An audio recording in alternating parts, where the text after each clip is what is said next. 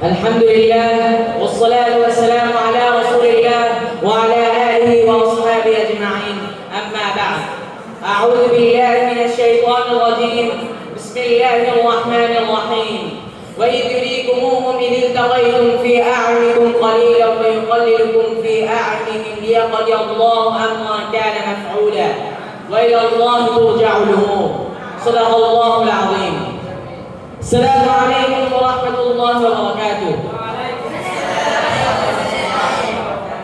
আল-কোরআন কারীম মুতাবারিক বিভাগের কর্তৃক আয়োজিত আজকের এই সিরাত অনুষ্ঠানের সম্মানিত শিক্ষকগণ ও আমার প্রাণপ্রিয় ছাত্র ভাইরা, সবাইকে আমি অন্তঃস্থল জানাচ্ছি শুভেচ্ছা ও অভিনন্দন। আজকে আমি আলোচনা বিষয় হিসেবে ঠিক করেছি রাসূল সাল্লাল্লাহু আলাইহি ওয়াসাল্লামের বদর যুদ্ধ ও যুদ্ধ। প্রথমে আসি যাক বদর যুদ্ধ নিয়ে। ইসলামী ইতিহাসের 17 রমজান বিশেষ গুরুত্ব রয়েছে। এই দিনে সংঘটিত হয়েছিল মুসলিম এবং মুশরিকদের মধ্যে প্রথম সামরিক যুদ্ধ।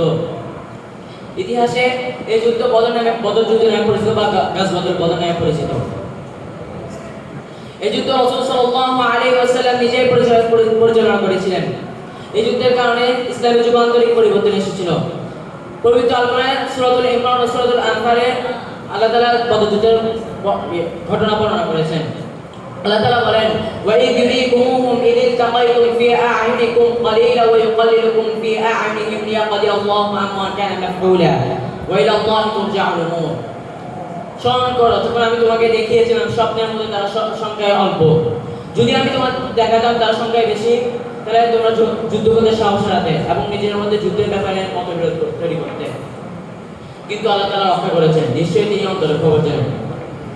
অনেক ঐতিহাসিকবিদ বলেন 622 খ্রিস্টাব্দে রাসূল সাল্লাল্লাহু আলাইহি ওয়াসাল্লাম মক্কা থেকে মদিনা যখন হিজরত করেন, তখন ইসলামের একটি নবুয়তের সূচনা ঘটে।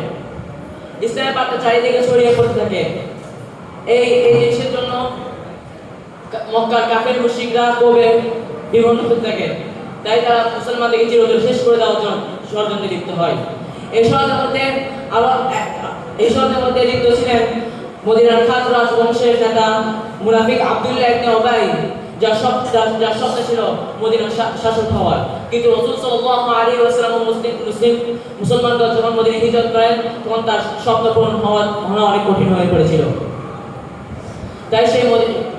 তাই সে মক্কার কুরাইশদের সাথে ষড়যন্ত্রে লিপ্ত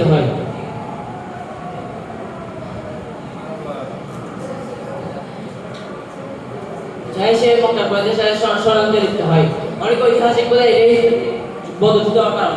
আবার অনেক ঐতিহাসিক বলেন আবু সুফিয়ানের মিথ্যা প্রচারের কারণে বদর যুদ্ধ সংঘটিত হয়। যাই হোক, আবু জাহেল 1000 জনের বিশাল বাহিনী নিয়ে মুসলমানকে চিরতরে শেষ করে দেওয়ার জন্য যুদ্ধে যাত্রা করে। তার সাথে ছিল 700 অশ্বারোহী, 200 পদাতিক সৈন্য ও 100 অশ্বারোহী। রাসূল সাল্লাল্লাহু আলাইহি ওয়াসাল্লাম তখন কি করে বুঝতে পারছিলেন না। তখন আল্লাহর পক্ষ থেকে ওহী নাযিল হয়। আল্লাহ তাআলা বলেন, ওয়াকাতিলুল লাযীনা ইউকাতিলুনাকুম ফী সাবিলিল্লাহি ওয়া লা তা'তাদু ইন্নাল্লাহা লা ইউহিব্বুল মু'তাদিন। যুদ্ধ করো তাদের বিরুদ্ধে যারা তোমাদের বিরুদ্ধে যুদ্ধ করে, কিন্তু সীমা অতিক্রম করো না, কারণ আল্লাহ তাআলা সীমা লঙ্ঘনকারীদেরকে পছন্দ করেন না। এরপর রাসূল সাল্লাল্লাহু আলাইহি ওয়াসাল্লাম থেকে আদেশ পেয়ে 313 জন বা 24 জনের একটি ক্ষুদ্র বাহিনী নিয়ে রওনা দেন, যুদ্ধে যাত্রা করেন।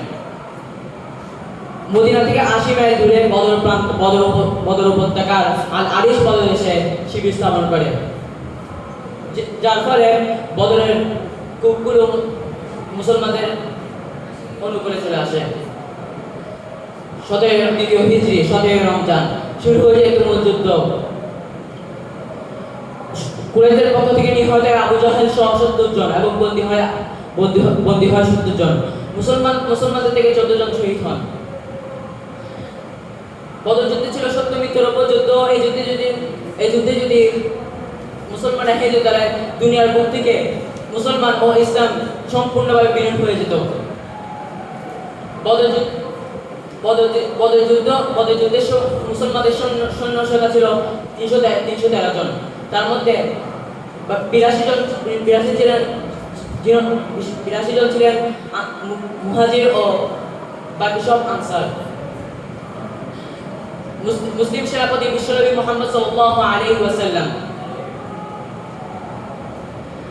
কান্নাকাটি করে মুসলমান পদযুদ্ধে অংশগ্রহণ করেছেন উমাইর ইবনে ওয়াক্কাস রাদিয়াল্লাহু তাআলা আনহু।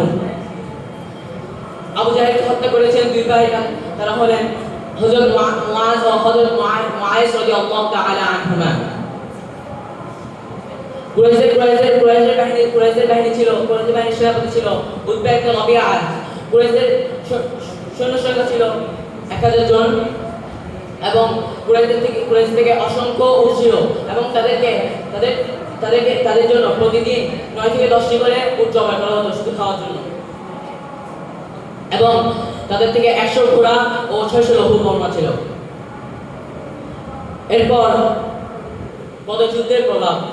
বদরযুদ্ধের প্রভাব এমনভাবে ছড়িয়ে পড়েছিল যে মুসলমানদের এই যুদ্ধের কারণে তারা আত্মবিশ্বাস জোগাড় করতে পারে এবং এর ফলে পরবর্তী যুদ্ধগুলো তারা আত্মবিশ্বাসের সাথে যুদ্ধ করতে পারে। আবু সুফিয়ান যখন মক্কা বিজয়ের সময় ইসলাম গ্রহণ করেন এবং এর 30 বছর পর তার ছেলে আমির মুআইয়া রাদিয়াল্লাহু তাআলা আনহু উমাইয়াকে প্রতিষ্ঠা করেন। আধুনিক যুগের বদরযুদ্ধের প্রভাব 1973 সালে ইসরায়েলের বিরুদ্ধে মিশরের হামলাকে বলা হয় অপারেশন বদর। 1980 সালে ইরানের বিরুদ্ধে ইরাকে আক্রমণকে বলা হয় অপারেশন বদর নামকরণ করা হয়। 1976 সালে দি মেসেজ চলচ্চিত্রে বদরযুদ্ধের সম্পূর্ণ দৃশ্য ধারণ করা হয়। উহুদ যুদ্ধের কারণ ও উহুদের সময়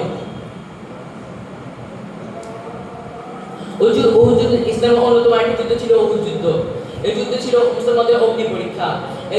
এই যুদ্ধের কারণে এই যুদ্ধের সাথে জড়িত আছে অনেক অস্ত্র জড়িত কান্না, অনেক মুনাফিকের ধোঁকা আর অনেক কিছু।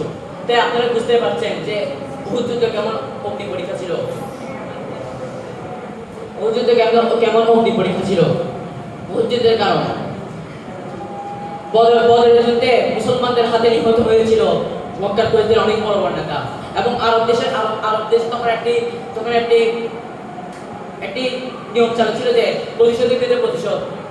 তো তখন আরো নিহত হয়েছে তাদের বড় বড় নেতা, তাদের মনের ভিতর প্রতিশোধ আগুন জ্বলতে থাকে এবং 1 বছরের মধ্যে তারা আরেকটি যুদ্ধের আহ্বান জানায় এবং তারা 625 খ্রিস্টাব্দে 725 খ্রিস্টাব্দে 3000 জন একটা বিশাল বাহিনী নিয়ে তারা রওনা দেন মদিনার উদ্দেশ্যে এবং তাদের আরেকটি উদ্দেশ্য ছিল তারা মুসলমানকে আবারও ছিল ধ্বংস করে দেওয়ার চেষ্টা চালাবে। তখন তারা এত কাছে চলে এসেছিল মদিনা থেকে যে মদিনার কিছু চরণভূমি তাদের ঘোড়া চরণভূমির ঘাস তাদের ঘোড়া খেয়ে শেষ করে ফেলেছিল।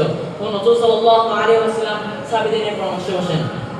রাসূল সাল্লাল্লাহু আলাইহি ওয়াসাল্লাম সহ অনেক সাহাবীর মতামত ছিল যে মদিনার বিরুদ্ধে থেকে আক্রমণ করবে, মদিনা থেকে রক্ষা করবে, কিন্তু হামজা রাদিয়াল্লাহু তাআলা আনহু সহ আরো অনেক সাহাবীর মতামত ছিল যে তারা মদিনা বাহিনীকে আক্রমণ করবে। অবশ্যই সিদ্ধান্ত হলে তারা মদিনা বাহিনী থেকে যুদ্ধ করবে। তো রাসূল সাল্লাল্লাহু আলাইহি ওয়াসাল্লাম মদিনা থেকে 3 মাইল দূরে উহুদ প্রান্তরে শিবির স্থাপন করেন। এমন সময় একটি ধোঁকায় তাদের পুরো মনোবল ভেঙে যায়। তা হলো যখন তারা উহুদের প্রান্তরে যাত্রা করেন তখন তারা 1000 বাহিনী নিয়ে উহুদের প্রান্তরে যাত্রা করেন। এমন সময় মুনাফিক আব্দুল্লাহ ইবনে উবাই তার 300 বাহিনীকে বলে যুদ্ধ হবে না এবং তারা সেখানে চলে যায়। আপনিই বলুন যখন বিপদ হবে তখন যদি আপনার সাথে কেউ বিশ্বাসঘাতকতা করে তখন আপনার থেকে মনে রাখবে।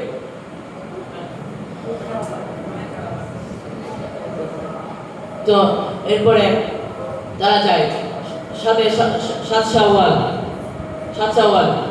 আমর নামের এক কুরাইশ বাহিনীর নেতা আক্রমণ চালায়, কিন্তু তীরের বৃষ্টিতে তারা পিছু হতে হয় এবং তাথা নামক এক কুরাইশ নেতা তখন আক্রমণ চালায়। সে ছিল কুরাইশদের পতাকা বাহী। তখন জুবাইর ইবনে আওয়াম রাদিয়াল্লাহু তাআলা আনহু এগিয়ে আসেন এবং তাকে নিহত করে ফেলেন। যেহেতু তাদের পরিবারের কাছে ছিল পতাকা বাহী দায়িত্ব, তাই তাদের পরিবর্তে তার 6 ছেলে এবং তার ভাইও আসে এবং তারা প্রত্যেকেই নিহত হয় জুবাইর ইবনে আওয়াম রাদিয়াল্লাহু তাআলা আনহুর হাতে।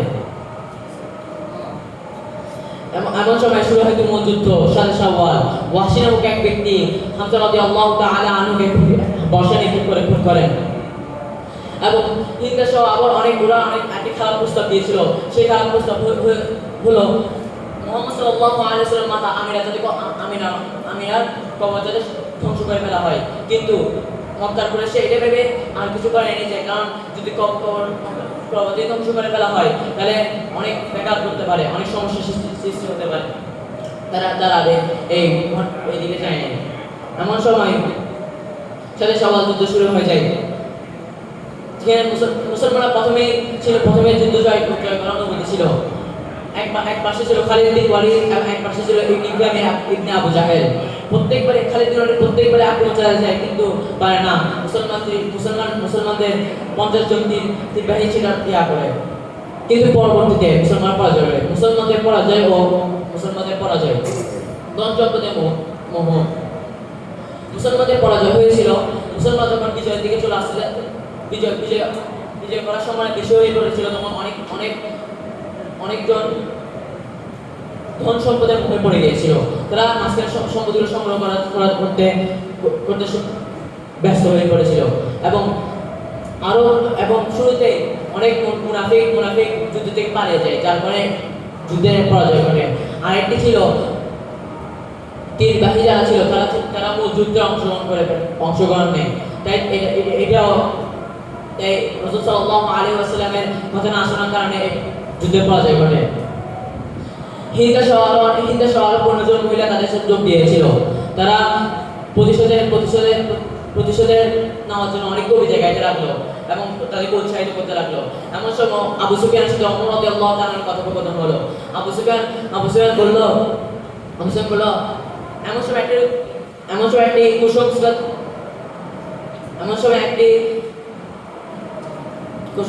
জারি হয়ে যায় মুহাম্মদ সাল্লাল্লাহু আলাইহি ওয়াসাল্লাম নিহত হয়েছে, কিন্তু আবু সুফিয়ান এটি বলে বিজয় লাভ করতে লাগলো।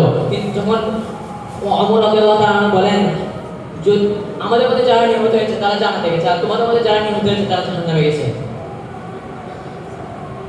অবশেষে হিন্দা ও 15 জন যারা নারী ছিল তারা মুসলিম সাহাবীদের নাক কান কেটে গলার মালা দিনে গলায় পড়তো এবং হিন্দা জঘন্য কাজ করেছিল যে সে হামজা রাদিয়াল্লাহু তাআলার বুক ছিঁড়ে তার হৃদয় চিবিয়ে রক্ত পান করেছিল। তো এত কিছু বলাও আমাদের ইতিহাস জানা দরকার, কারণ ইতিহাসের মধ্যে এমন কিছু ঘটনা আছে, এমন কিছু ভুল আছে যারা আমাদের জনরা করেছে, কারণ যে ভুলগুলো আমরা না করি। এবং ইতিহাসের মধ্যে এমন কিছু লুকায়িত আছে, আমাদের শিক্ষার তো কিছু লুকায়িত আছে, যেটা থেকে আমরা শিক্ষা নিতে পারবো। আমাদের থেকে ইতিহাস পড়া উচিত। ইতিহাসের মধ্যে এমন কিছু রয়েছে যেগুলো আমরা যাতে পরবর্তী যাতে আমরা না করি সেগুলোর জন্য সতর্কতা রয়েছে। এখান থেকে শিক্ষণীয় হলো যে রাসূল সাল্লাল্লাহু আলাইহি ওয়াসাল্লামের কথা যে মানবে না তারা পরাজয় ঘটবে, আর যখন রাসূল সাল্লাল্লাহু আলাইহি ওয়াসাল্লামের কথা যারা মানবে তাদের বিজয় আসবে। এই বলে আমি আমার বক্তব্য শেষ করছি। আসসালামু আলাইকুম ওয়া রাহমাতুল্লাহি ওয়া বারাকাতুহু।